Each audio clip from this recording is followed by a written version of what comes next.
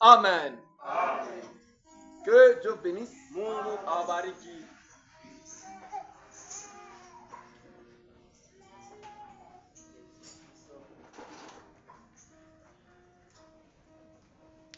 Lève-toi, Lamuka. mon frère, Ndugu yangu, ma soeur. dada yangu, Lève-toi. lamuka. Amen. C'est une question individuelle. Swali ya kupekee. Ça ne concerne pas tout le monde. Ayangari watu wote. Ça ne concerne pas un couple. Ayangari ndoa. Ça ne concerne pas une famille. Ayangari jamaa mzima. C'est une question Ni individuelle. mambo inakuangera peke yako. C'est toi, mon frère. Ni wewe ndugu yangu, C'est toi, ma soeur. wewe dada yangu. Tu dois t'élever. Unapaswa ushimama. L'heure est très grave. Muda iko ya hatari. Nous n'avons plus de temps sur cette Hatuna terre. na muda pa hii dunia. L'heure est très avancée. Muda ishosonga. Et Jésus est à la porte. Na Yesu kupa mulango. Dieu nous donne encore Mungu anatupatia tena une occasion muda tena très précieuse ya damani pour notre juu ya préparation. matayarisho yetu. Et nous devons nous préparer Na correctement. tunapaswa itayarisha vile bila stahili. On ne se prépare pas avec des dogmes, Hatujitengenezake na bisela vya batu ni des interprétations au particulières. matafsiri yao ya kipekee.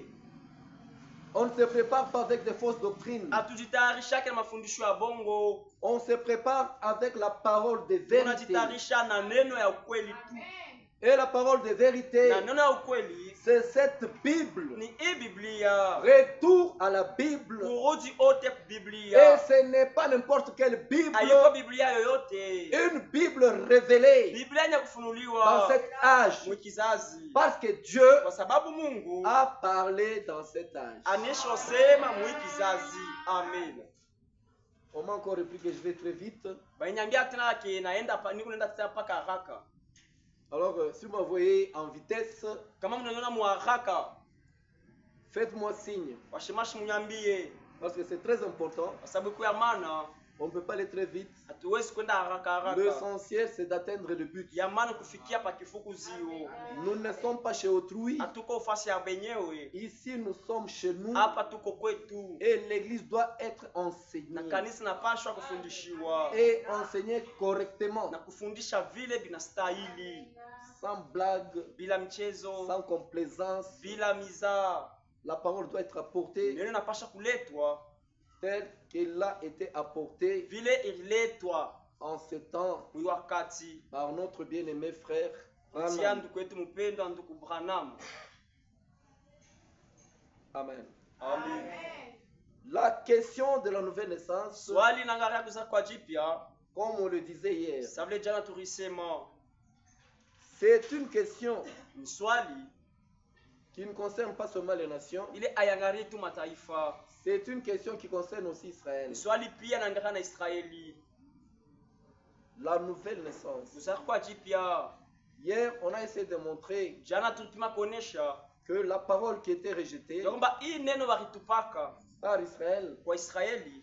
Dieu a jeté ses regards Mungu anatupa macho yake chez les nations kwa mataifa qui nous sommes. kile sisi tuiko Nous sommes sauvés tushaokolewa par grâce. kupitia tu neema, Et nous devons reconnaître cette na grâce-là tunapaswa tambua hii neema. parce que nous étions des oliviers sauvages Sisi tulikuwa ni mizituni ya pori et Dieu nous a débranchés na Mungu akatuchomona pour nous greffer juu ya kutuweka à l'olivier naturel. ule mzituni ile ya muzima ya mzuri ya kuonekana. Le rejet, Wale wenye bakitupiwa le rejet de la parole par Israël, ile kutupa kwa neno kupitia Israeli c'est notre salut. njo okovu yetu sisi. Si Israël n'avait pas rejeté Jésus, Kama Israeli ashikutupake Yesu, nous serions perdus. sisi tungepotea. Nous étions considérés comme des barbares, Sie tulikuwa savile bantu ba kuyumbayumba, des gens sans Dieu, batu bila Mungu, sans promesse, bila malako, sans loi, bila sheria, sans Dieu dans le monde. bila Mungu mudunia. C'est pourquoi Njo kwa maana nous n'avions hérité que le mensonge de nos pères. sie turiti tu nile bongo wa baba yetu. Notre Dieu Mungu wetu n'est pas Moussa Sawame Sunkam. ye ashina Mungu wa mamanchoka ni mili. Amen. Non. Hapana. Notre Dieu Mungu wetu n'est pas Maweja. ashina maweja. Non. Hapana. Notre Dieu, Mungu wetu c'est le Seigneur ni Jésus-Christ. Bwana Yesu Kristo. Il a un nom. Yeye kuna jina. Tous les noms blasphématoires que nous avions, Majina yote ya makufuru ile tulikuwa kanayo il faut les mettre de côté. Il inapasha kuitupa pembeni. faut les mettre de côté. Inapasha kuitupa pembeni. Et nous avons dit que Na tukisema ya kwamba nous avons vu la vue d'ensemble, la pleine vue d'ensemble kuna ile maisha kueneana utele ya pamoja. sur ce qui concerne le plan de rédemption Uliangalia ile mapu ya ukombozi avec les Juifs na Wayuda et avec les païens, na wapagano avec Israël na Israeli et avec l'Église. na kanisa tena. Quand nous appelons Église, Wasi tunasema au tunaita vous kanisa, devez comprendre que c'est une Église tunapasha kuelewa kama hiyo ni kanisa de premier-né. ila bazaliwa wa kwanza. L'Église Kanisa qui est baptisée du Saint-Esprit. inyesha kubatiziwa kwa Roho Mtakatifu. L'Église Kanisa qui est mise à part ile inawekwa pembeni pour le service juu ya kazi du Seigneur. ya Bwana. Et nous avons montré que, Na tunaonesha kwamba de la même manière, namna moja moja les véritables croyants bale baminifu ba kweli qui sont dispersés bale bashozambalala dans les dénominations chrétiennes mazebu ya Bakristo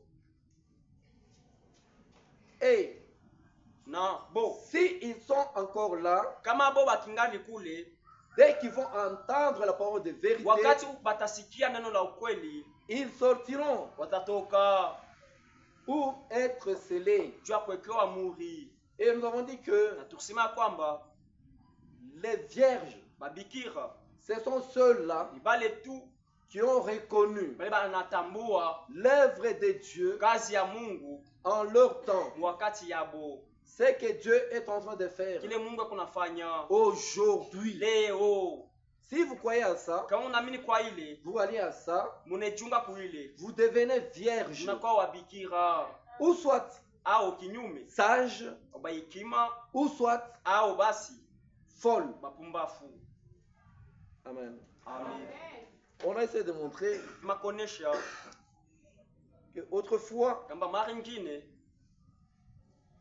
autrement, kinyume ils ne peuvent pas participer à l'enlèvement. bawezi kuwa kusehemu ya kunyakuliwa Parce que la foi sans une promesse de kwa Dieu à la kwa base sababu imani bila malako ya Mungu sababu misingi est une illusion religieuse. lengo kujiwazia tu kidini.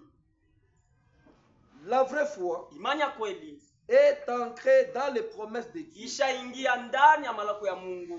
Comme Abraham avait cru, Sababu Abraham akaminiaka il avait eu la promesse kwa kana malako de la part de Dieu. usehemu ya Mungu, Il a cru, akamini il est allé arenda jusqu'à ce que cette promesse sina pale ile malako était devenue ile réalité. ilikuwa sasa ukweli. C'est pourquoi nous lisions Tuma tuanzo soma Éphésiens. kusoma mu Efeso, Nous lisions Éphésiens. kusoma Efeso Éphésiens 13. Efeso sura ya 13. Éphésiens 1:13. Efeso sura ya kwanza mstari ya 13. 13, on nous dit ceci.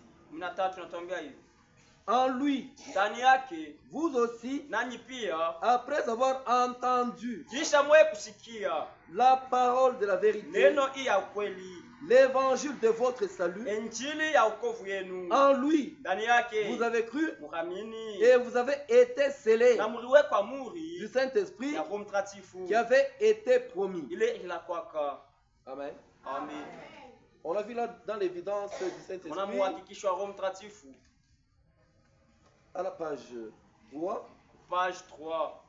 On nous dit le Saint-Esprit Watuambia kwamba Roho Mtakatifu comme germe de vie sasa vile kishina ya bujima qui est dans le grain, kiku ndani ya mambeko, c'est-à-dire dans la parole kusema ndani ya neno et dans ses messages. na ndani ya hii ujumbe. Le Saint-Esprit n'est pas ailleurs. Roho Mtakatifu haiko fasi nyingine.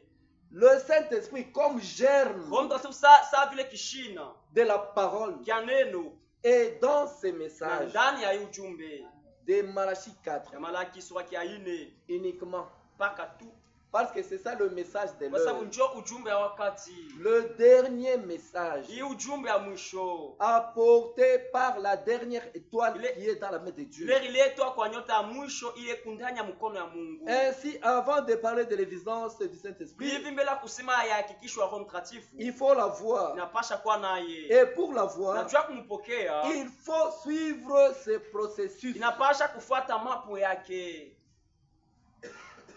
Premièrement, Kwanza d'abord croire la parole mbele kuamini neno de la promesse. ya malako. Vous venez ici, Unakuya hapa, on vous prêche, wanawahubiri, vous croyez. unaamini.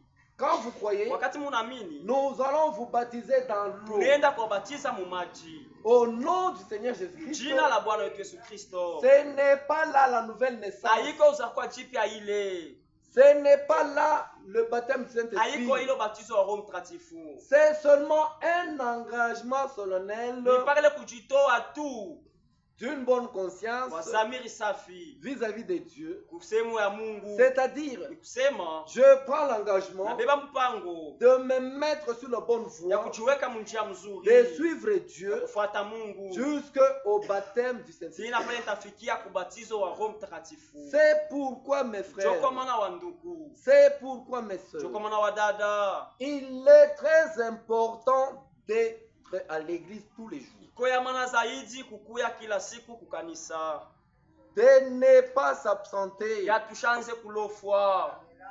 Le Saint-Esprit Roho Mtakatifu ne se retrouve pas au marché haiko ndani ya soko ni au travail. au kukazi.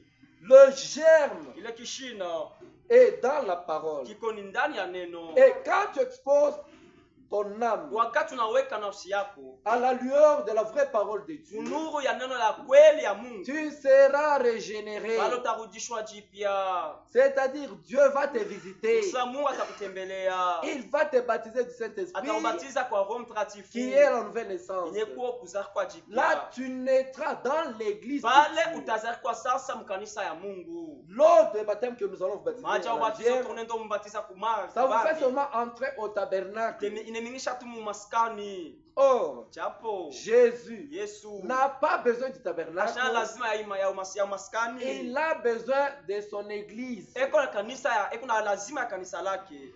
Une église parole Kanisa neno. que nous appelons l'épouse de Christ. Ile tunaita bibi harusi wa bibi harusi. C'est une église Kanisa qui est constituée ile natungwiwa des fils na baba na watoto et des wanaume filles na babinti nés de penye nouveau. kuzaliwa jipya.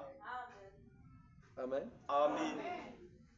Comme c'est pour la naissance naturelle, Ikusavile ya kuzaliwa kwa kimwili. quand l'enfant vient, Wakati mtoto anakuya, malgré la présence de l'eau, japo maji kwa inaonekana, la présence du sang, kuonekana kwa damu, la présence du bébé inerte, kuonekana kwa mtoto kichanga na nazarikwa. le bébé est là. Ule mtoto kichanga C'est kupale. un bébé qu'on voit, Ye ni bebe ule banaona. qui vient de naître. Ule anazarikwa. La coucheuse est là, Ule mwana anazarisha kupale. la famille est dehors, Jama iko nje. la mère est couchée là-bas. Mama sholala pale.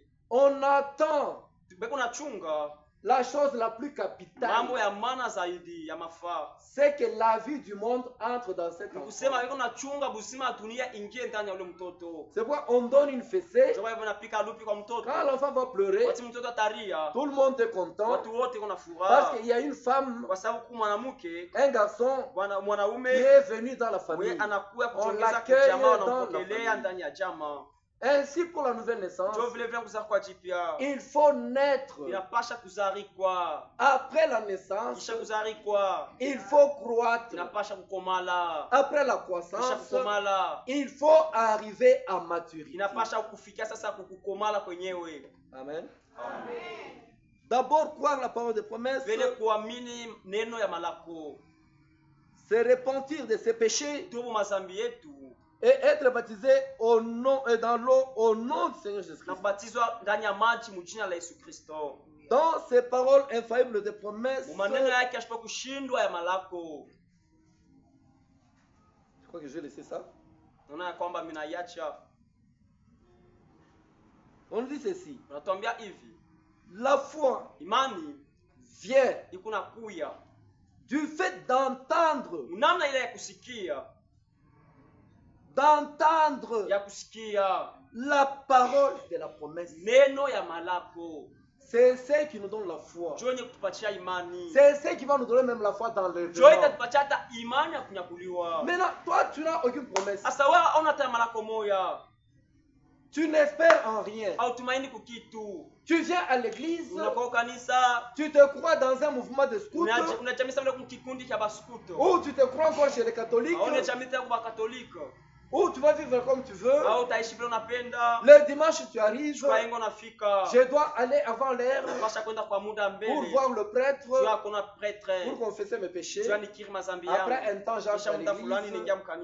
On fait une homélie. On part. Ici, ce n'est pas ça. Ce n'est pas ça. Les habitudes que vous aviez là. Et ici, c'est autre chose. Nous devons nous préparer. Et la préparation, c'est fait avec la parole de la promesse. La parole de vérité. Ça ne se fait pas avec les danses, avec les chansons, avec des blagues à la chaîne. Non, ça c'est fait avec la parole de la promesse. Amen. Et la foi vient du fait d'entendre la parole. Si vous n'avez pas une promesse, alors vous vous aventurez sur votre propre foi. Tu vas te présumer chrétien ou chrétienne alors que tu n'es pas encore chrétien. Le genre de baptême. Le genre de baptême reçu et le nom invoqué sur ce baptême compte beaucoup pour la réception du Saint-Esprit. Amen. Nous voyons, c'était en acte 19.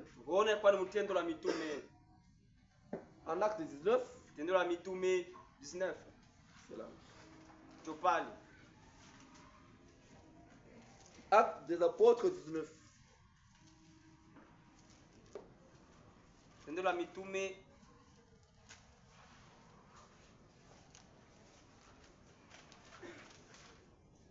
Ça t'intéresse pas si on besoin ici? C'est distrait. Dépose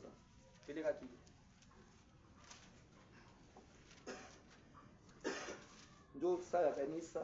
C'est ça l'air de l'église. Au lieu de venir à l'église, toi tu joues au billard. Toi tu joues le billard. On ne comprend rien.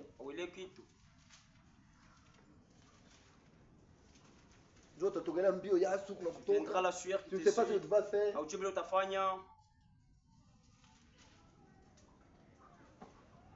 En acte 19. Oui. Pendant qu'Apollos était à Corinthe, Paul, après avoir parcouru les autres provinces de l'Asie, arriva à Éphèse.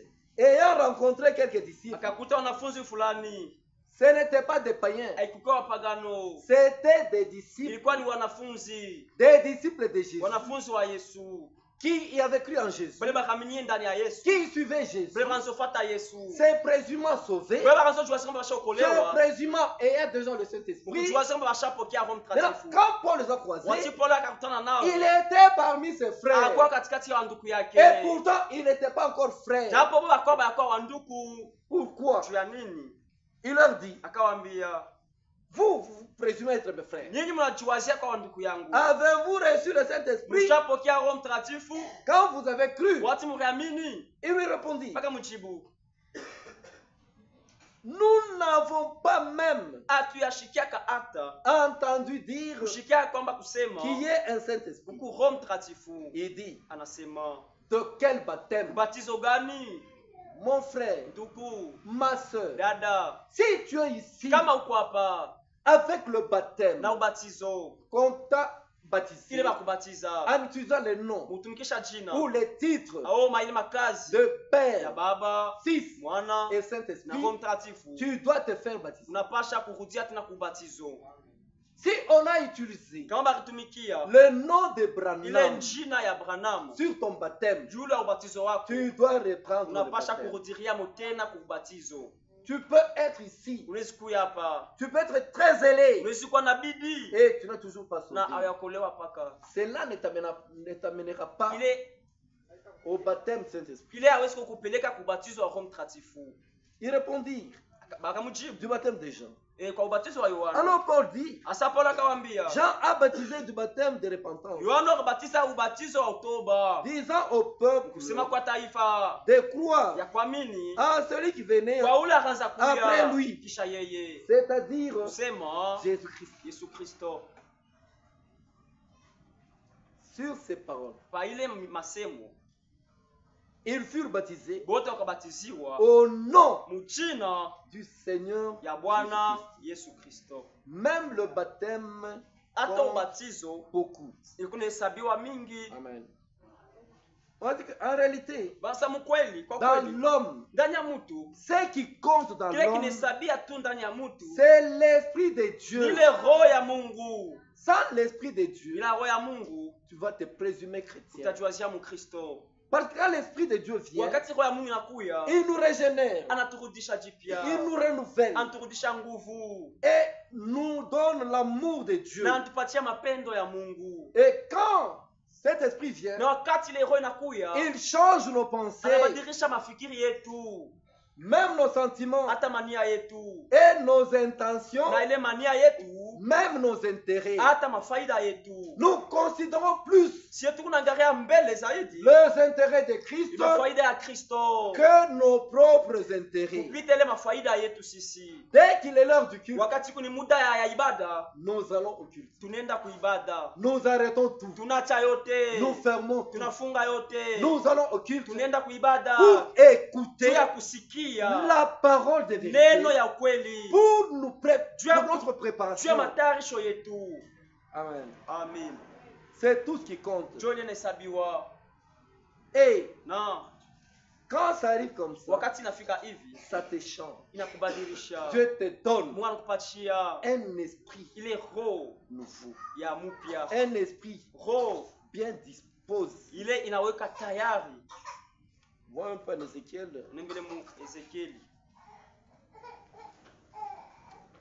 Ézéchiel 36. Ezekieli 36. 36, 24. On dit, je vous retirerai d'entre les nations, je vous rassemblerai comme nous sommes rassemblés ce soir. Ce n'est pas par ta force, c'est Dieu qui t'a attiré. Si tu te laisses conduire par Dieu, Dieu te conduira. Mais quand Dieu t'attire et que tu résistes, il te restera comme ça. Dieu ne force personne. Nous disons aux gens, frère, soeur, il y va de ta vie. Pourquoi tu t'absentes à l'église? Tu es seulement à la maison. Tu es en train de faire ton travail. Et un travail personnel. Ce n'est pas que tu es lié par un contrat. Ton employé t'a dit, donc voilà, il faut ça. Nous avons abandonné des contrats. Nous avons abandonné des contrats pour l'intérêt de Christ. Je regarde, tu peux donner un travail. C'est bien. Un travail qui paye bien, c'est bien.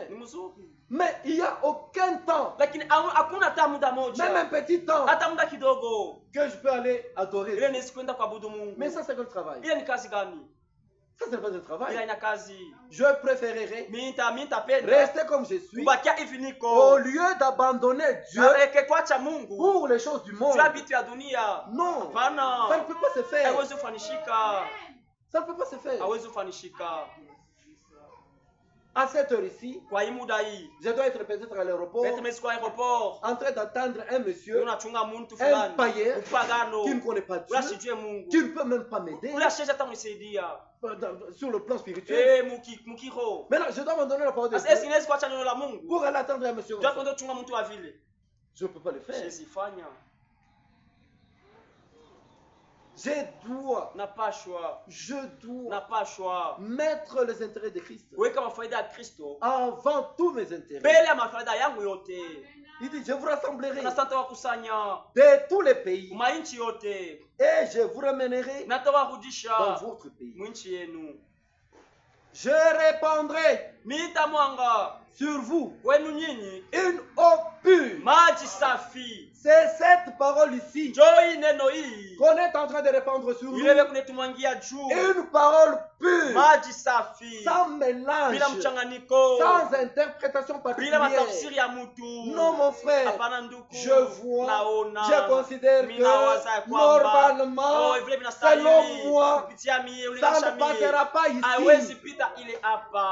Ici, dis-nous, selon Dieu, écoutez ce que Dieu a dit. C'est ça la parole de vérité. La parole de vérité, c'est la parole prononcée par Dieu dans la bouche du prophète. Vous serez purifiés. On n'est pas purifié par le mensonge, par les interprétations particulières, par des fausses doctrines, par des dogmes. Là, tu ne seras pas purifié. Tu arrives ici, Branham est Dieu, Branham est Dieu, écoutez Branham a dit, Branham a dit. Vous ne serez pas purifié. Oh, le tonnerre, oh, tonnerre, vous ne serez pas purifié. Oh, nous sommes déjà enlevés. Tu es enlevé. Toi, quelle folie. Quelle folie. Tu fais encore des enfants avec ta femme. Tu enterres. Tu es en train de pleurer. Tu travailles. Tu gémis. Tu vieillis. Et tu dis que tu es enlevé. Quand nous serons enlevés, là, il n'y aura pas de cheveux blancs. Je redeviendrai mudo. Très jeune. Quand on m'appelle encore mudo. Oui. Je redeviendrai trop jeune. Je ne serai pas tel que je suis. Avec le cheveu blanc, la barbe blanche, avec des rides partout. Non. Je serai jeune et je vais rayonner. Là-bas, il n'y aura pas de pleurs, il n'y aura pas de rancune, il y aura de travail. Là, nous allons seulement chanter, nous allons louer. C'est pourquoi quand nous chantons, il y a un pays au-delà des étoiles. Nous chantons avec le cœur. C'est là j'ai toujours dit aux chanteurs que celui qui chante prie 2 fois. Ce n'est pas celui qui chante en voiture. C'est lui qui chante avec le cœur. Il prie 2 fois.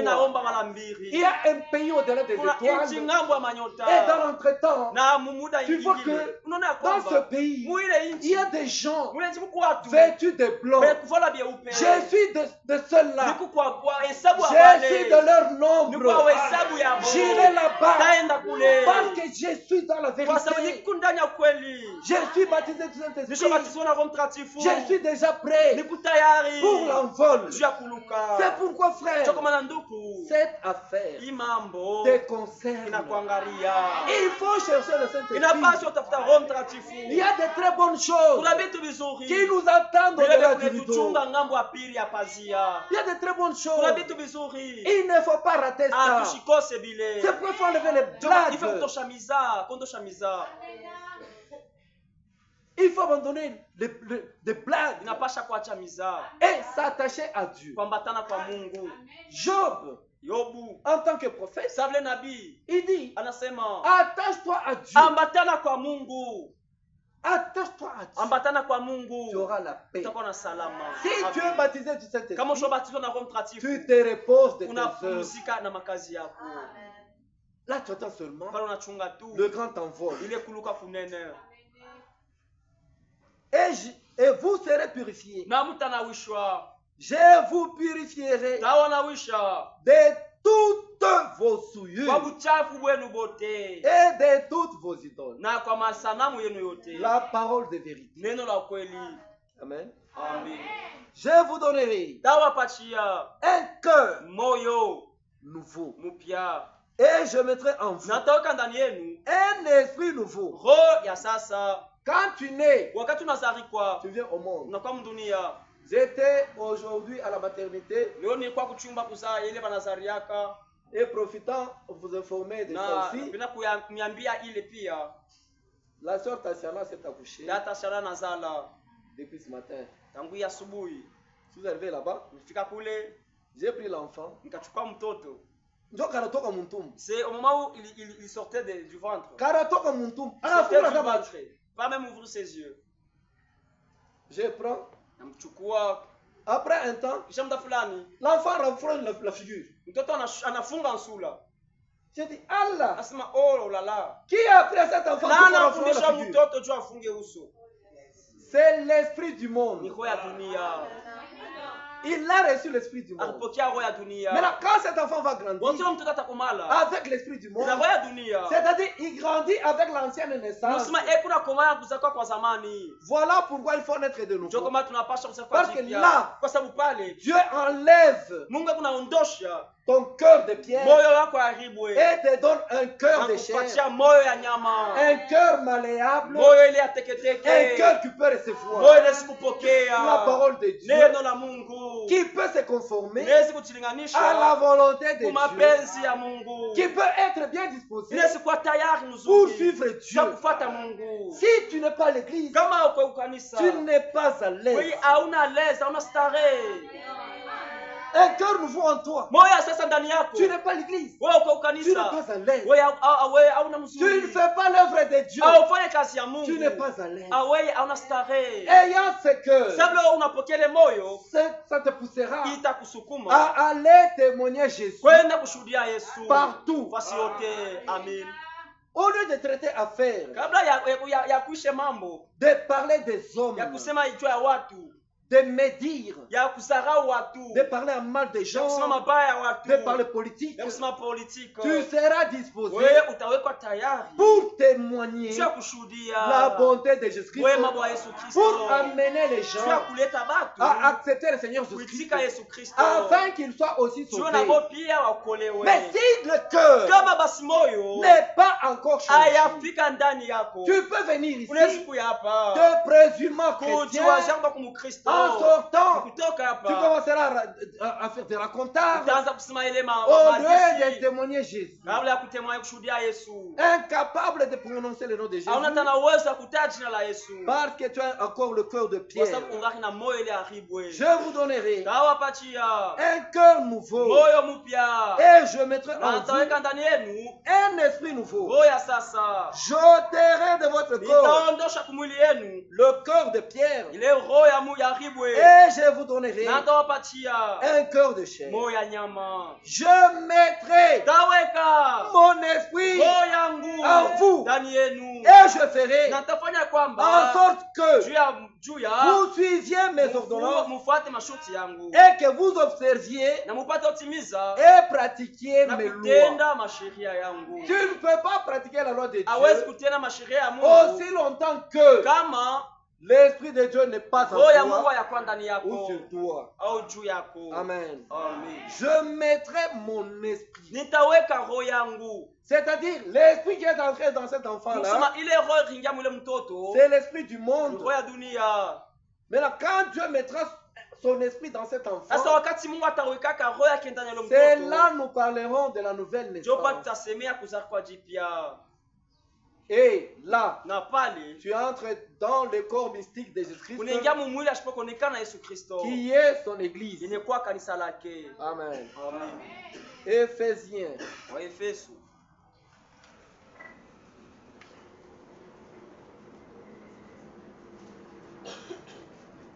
Éphésiens.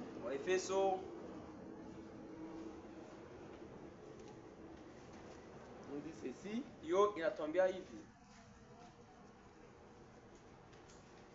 Éphésiens 3. 1, 3.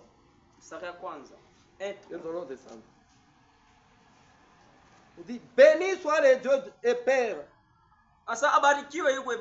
de notre Seigneur Jésus-Christ, qui nous a bénis de toute bénédiction spirituelle dans le lieu céleste en Christ. Amen. En lui, c'est-à-dire en Christ, Dieu nous a élus avant la fondation du monde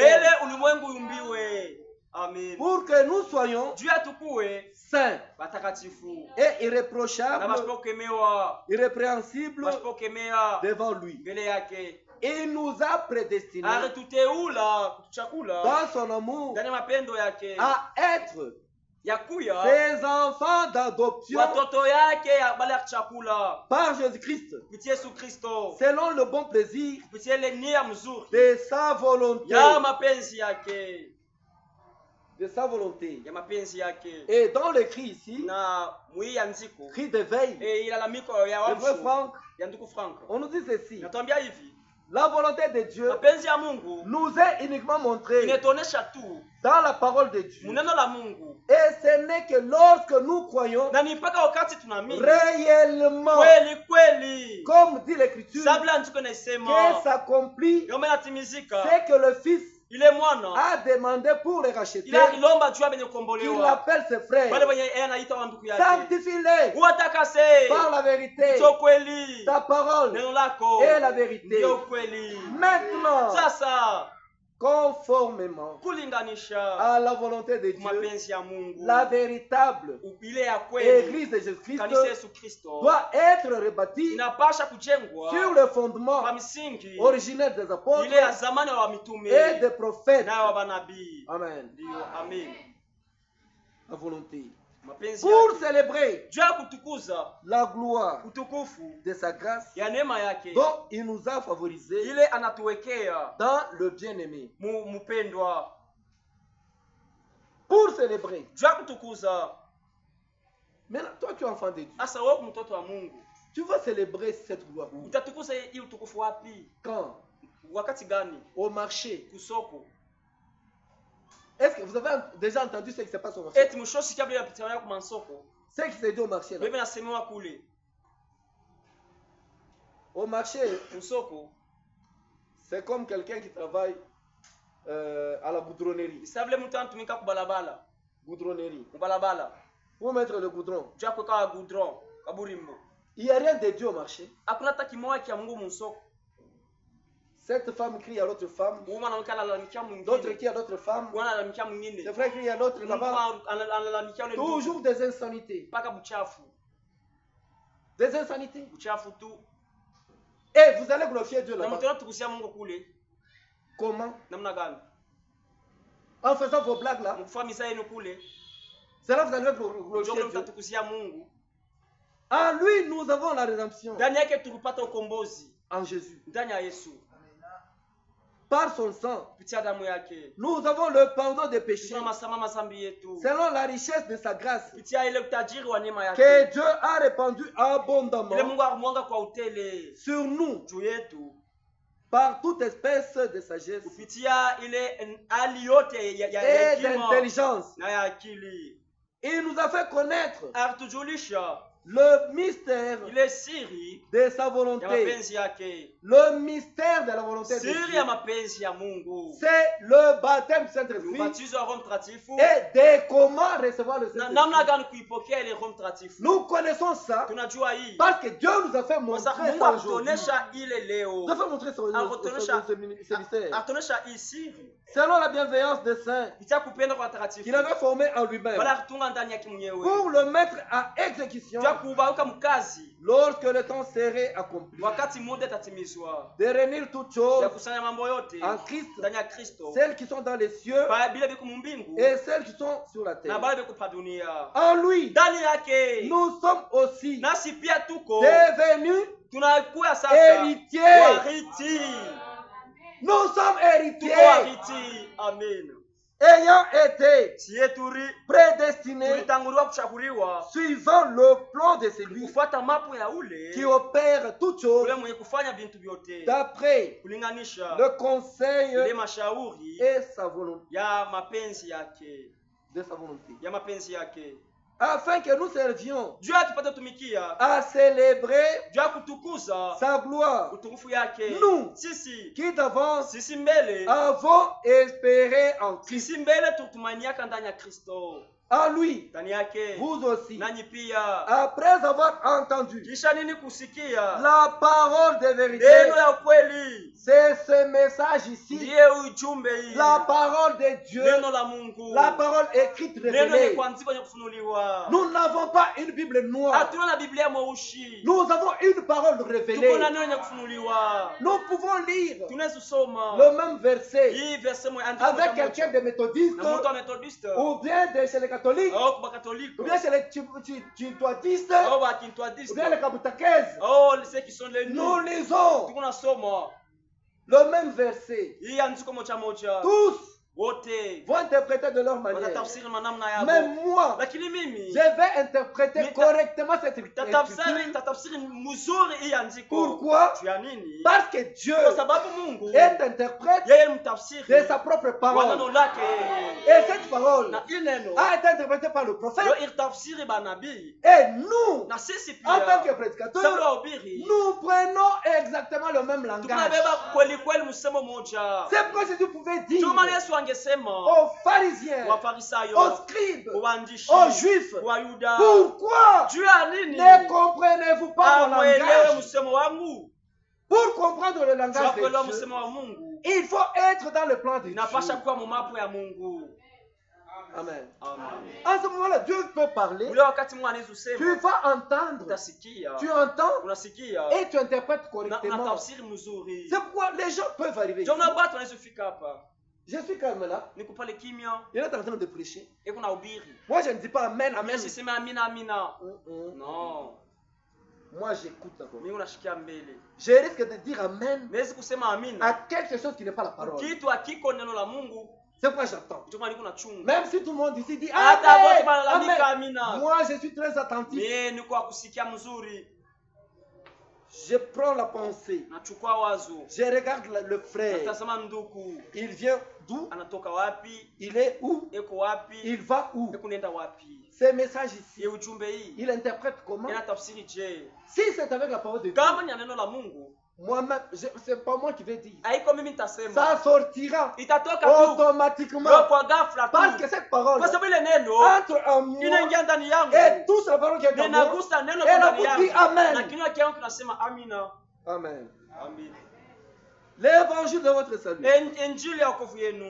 En lui, vous aussi, après avoir entendu la parole de vérité, l'évangile de votre salut, en lui, vous avez cru et vous avez été scellés du Saint-Esprit qui avait été promis, lequel est un gage de notre héritage pour la rédemption de ce que Dieu s'est acquis pour célébrer sa gloire. Amen. C'est pourquoi moi aussi, ayant entendu parler de votre foi au Seigneur Jésus et de votre amour na mapendo yenu pour tous les saints, juu ya watakatifu wote. je ne cesse de rendre grâce Nisitoke kabla pour kushukuru vous. juu yenu. J'ai fait mention de vous Muku ndani yangu, dans mes prières. ndani ya maombi Pour mes frères, juu ya wanduku. j'ai fait mention de vous Mimi namikumbuka dans mes prières. ndani ya maombi yangu, Parce que kwa sababu vous avez été scellés muliwekwa muhuri comme moi sa vile mimi dans le Seigneur, ndani ya Bwana, afin que juu ya les dieux de notre Seigneur, Mungu wa Bwana wetu Yesu Kristo, le Père de gloire, Baba utukufu, vous donne awape un esprit de sagesse roho ya hekima et de na ya révélation ufunuo dans sa connaissance, ya ujuzi yake, qui illumine ile apate kumaliza, les yeux de votre cœur, apate kuwa macho ya moyo pour wetu, que vous sachiez ndio mpate kutambua quelle est l'espérance basi matumaini ile qui matumaini gani, s'attache à son appel, ndio matumaini ile inambatana kumwito quelle est la wake, richesse ni utajiri gani de la gloire de son ya héritage utukufu ya urithi wake qu'il ile réserve kunachungia aux saints. watakatifu. Amen. Le Saint-Esprit. Roho Mtakatifu. Tite, Tito, Tite 3, Tito sura ya 3 depuis le deuxième verset. mstari ya pili, On dit ceci. 3:2 inasema hivi: De ne me dire de personne. ya ushizarau hata mtu mmoja, Ushimanga. ushishimange hata mtu mmoja. Maintenant, quand toi tu me dis les gens, Maintenant wewe wakati unashimanga bantu, est-ce que tu as le Saint-Esprit? eti kuna Roho Mtakatifu, Tu as le Saint-Esprit. una Roho Mtakatifu, On ne te demande pas quelque chose. abakuulize kitu, Unaanza tu. tu commences toi-même. Telle affaire. Mutafanya. Tu as suivi. Oh, Tu as entendu. nilisikia. Telle affaire. Mutafanya. Ni mambo yao. C'est un problème. Tu es en train de te souiller Unatuchafula tu inutilement. kwa bure. Au lieu de rechercher la paix, Yeye chercher salama. on dit recherche. Basa mutafutishe salama. Rechercher la sanctification. Mutafutishe utakaso. Non. Mambo abenye na kuwasha Les kupita problèmes d'autrui vraiment ça te surpasse plus que pour toi. Waka. Parloter. Il a dit, il a fait, il a dit, vous avez entendu, tu sais, ou tu sais ce qui s'est passé. Ce n'est pas ton problème. Haiko mambo yako ndugu. Parle des choses qui te concernent. Sima mambo inakuangalia wewe mwenyewe. On de ne me dit. Basa ushizarau ushimanga.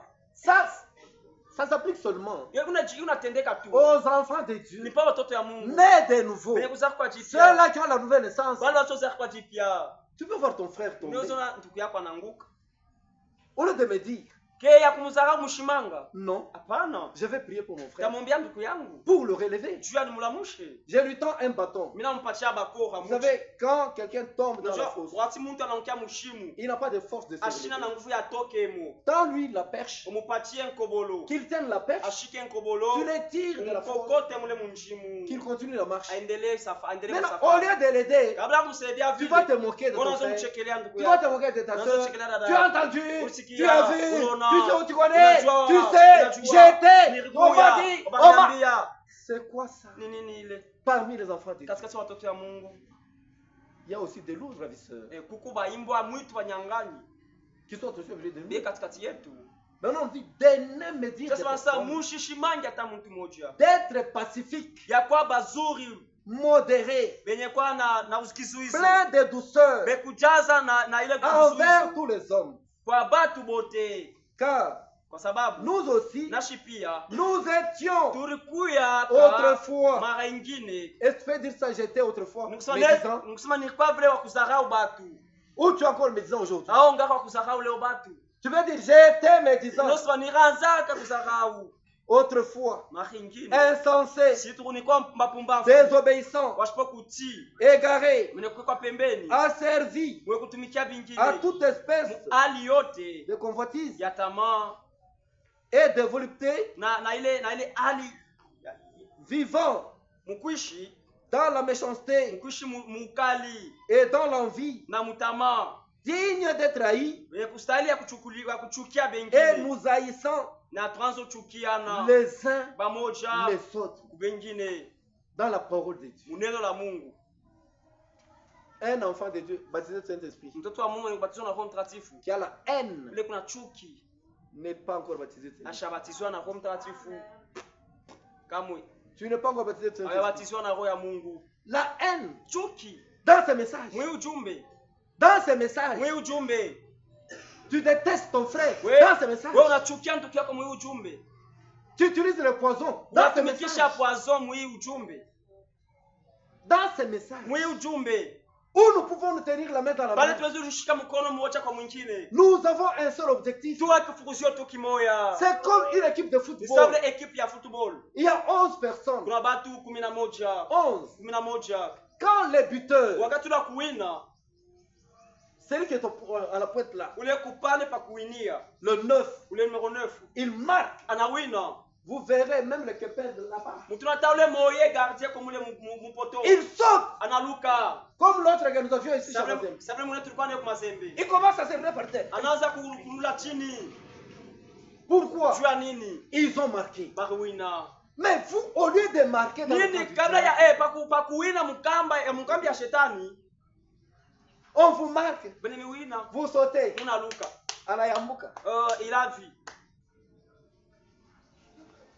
Vous allez voir. Le 9 qui est là. Il va pour marquer. On vient, on le tacle. Il tombe. Il se fracture. Vous verrez même les copains venir là-bas. Qu'est-ce qu'il y a? Qu'est-ce qu'il y a? Non, mon coéquipier. Si les parents sont très sages comme ça, et toi tu comptes aller au ciel avec ta haine là, avec ta médisance, avec ta jalousie là, tu comptes aller au ciel.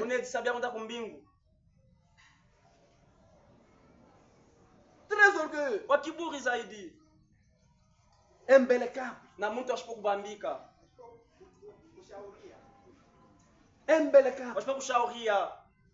quelqu'un qu'on ne peut pas conseiller.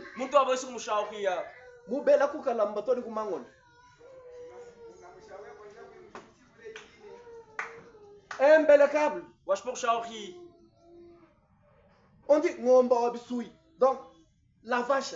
On a raté les actes partout. On frappe ici, ils esquivent. On tape ici, ils s'esquivent. Une vache comme ça est très têtue. Pour tuer cette vache, c'est très difficile.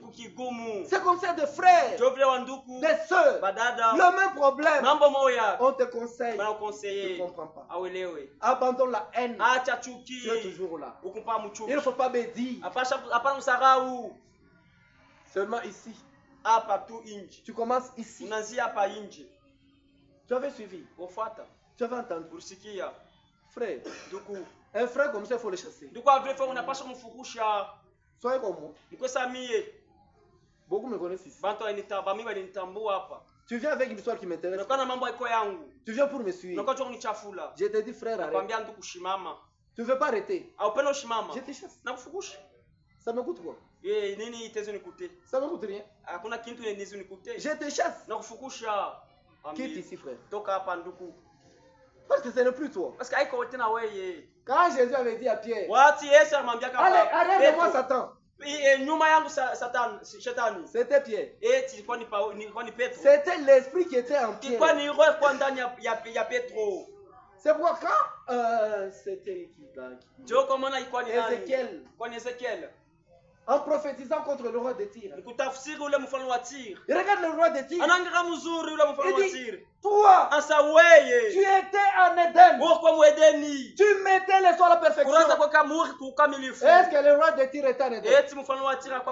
Non, c'est Satan qui était en Éden. C'est Satan qui mettait les soins à la perfection. C'est Satan qui marchait sur des pierres précieuses. Donc quand il avait occupé le roi de Tyr, le prophète regarde, il ne voit plus le roi de Tyr, il voit quelqu'un derrière lui. C'est comme ça avec les esprits médisants. Quelqu'un qui vient te raconter des histoires pour te souiller. Tu dis carrément, sœur, arrête. Arrête. Tu continues. La porte. Va. C'est fini. Dehors. Ça fait quoi? Oh, il m'a chassé comme un chien. Moi, non. C'est ton esprit que j'ai chassé. Je n'aime pas que tu me souilles. Je ne veux pas. J'ai un temps de confesser mes péchés, de me débarrasser de mes péchés. Je n'ai plus le temps d'ajouter. Je ne veux pas ajouter. J'ai des péchés qui m'obsèdent. J'ai des péchés qui m'obsèdent. Je dois chercher comment ôter ces péchés. Et toi, ne m'en ajoute pas. Je te chasse. Car nous aussi, nous étions comme eux, dans la méchanceté, d'être haïs, et nous haïssons les uns les autres. Mais lorsque la bonté de Dieu, notre Sauveur, et son amour pour les hommes ont été manifestés, c'est-à-dire quand on a le Saint-Esprit, il nous a sauvés, non à cause des œuvres de justice que nous aurions faites, mais selon sa miséricorde, par le bain de la régénération et le renouvellement du Saint-Esprit.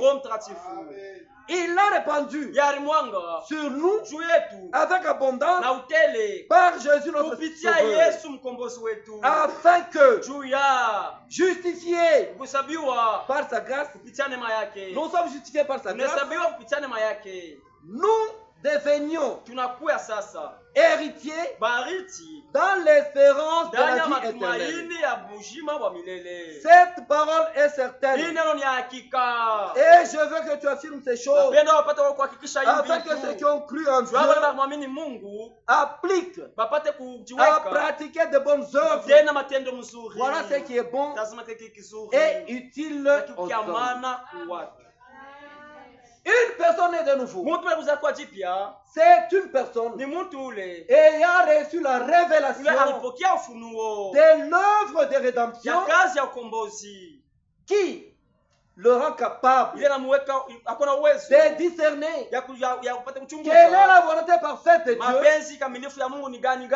parce qu'il est la semence élue et prédestinée. Si tu es né de nouveau, tu deviens la semence. La semence élue de Dieu est prédestinée à recevoir la promesse. C'est un homme soumis au Saint-Esprit. Et cet homme ne compte plus sur ses propres capacités. Non. Il ne compte plus sur ça. Il ne compte plus sur ses propres efforts. Mais ayant le regard fixé au calvaire, là où la paix et le pardon au moyen du sang d'Emmanuel et ses désirs vient de l'Esprit de Dieu qui habite en lui maintenant. Quelqu'un qui est régénéré, il a de nouvelles pensées, il a de nouveaux objectifs, il a une nouvelle vision, il ne va plus comme les autres, ses yeux sont fixés au-delà, il est obsédé par quelque chose, comme c'était c'est qui? Jacob avec Ésaü. Quand Ésaü lui jouait là, ils étaient les enfants de même père, d'une même mère. Mais à la sortie du ventre, l'enfant Jacob tenait le pied de son frère. Pour dire, je devrais sortir le premier. Pourquoi tu sors le premier? Ne me laisse pas dans le ventre. Ils sont sortis ensemble. Maintenant, on peut dire, Moïse c'est qui? Kabanga c'est qui? Ils sont sortis au même moment. Sans interruption. Bila kukata. Pas une minute d'interruption. Bila hata dakika ya kubakata. Maintenant en grandissant. Sasa mkukomea. Cet enfant avait une obsession. Ule mtu akona kimwa kile kikwa kiko ndani yake. Tout ce qui lui intéressait. Yote iko na mwangalia. Lui. Yeye. C'est comment arracher le droit de naissance. Ni namna kunyang'anya halali ya uzako wa kwanza. Je dois être le premier de ces. Napasha wa kwanza. Comprenons bien les promesses, malako, les bénédictions qui sont sur le premier. Il dit, moi je ne peux pas rater ça. C'est très important. Que toute autre chose, je dois tout abandonner. Je dois m'atteler à ça. Je dois être le premier. Alors qu'il n'était pas le premier. Comment l'avoir? Il a tout fait par tous les moyens pour arracher le droit de naissance à son frère. À cause de mes seulement. On dit, donne-moi. Ma soupe ici a un prix. Tu veux manger? Ça va? Tu veux me vendre? Ça va? Te vendre quoi? Le droit de naissance. Le droit de naissance c'est quoi? C'est comme ça il y en a parmi nous. Mais Saint-Esprit c'est quoi? Je peux m'absenter à l'église. Je peux faire ça. Donc tu prends ton travail, tu mets avant. Il dit c'est quoi? Pour lui, il dit, je suis toujours le premier. Ne comprenant pas le secret. Mais Jacob comprenait le secret. Il dit, dans le droit de naissance, il y a des bénédictions. Je dois voir ça. Vends-moi ton droit de naissance. Donne-moi, je vais manger. Prends-le. Oui, bébé. On ne fait pas les choses de Dieu avec négligence. Non, mon frère. Non, ma soeur. Quand on est dehors, on peut jouer. Quand on parle d'autre chose, on peut raconter. On peut rire. Mais quand on aborde la parole de Dieu, tout change. Même l'attitude doit changer. On devient très sérieux. C'est pourquoi les autres, même à la cité ici, tu veux prononcer un mot? J'ai dit, ce n'est pas ça. Si c'est une question qui concerne une question biblique, je te ramène directement dans les Écritures. Ça change. Il dit, prends le droit de naissance. Tu es sérieux? Comme ça, tu me fais pas serment devant le ciel et la terre. Mais un négligent. Il dit, j'ai fait ce serment. Je te le donne devant le ciel et la terre. Maintenant, le jour de la bénédiction, quand la bénédiction était venue, il a commencé à pleurer. J'ai perdu. C'est comme ça, mon frère, ma soeur. Soyez sérieux maintenant. L'enlèvement est devant. Si toujours aujourd'hui, tu vas rater l'enlèvement, il faut rechercher et chercher par tous les moyens comment avoir le Saint-Esprit. Et la parole et le fil conducteur, c'est comment recevoir le Saint-Esprit. Et le Saint-Esprit, c'est un germe de vie qui est dans la parole. C'est pourquoi il faut chaque fois exposer son âme devant la lueur de la parole de Dieu, pour que Dieu te parle, pour que Dieu t'aide à arriver au baptême du Saint-Esprit. Que Dieu vous bénisse. Nous allons continuer demain, c'était la volonté.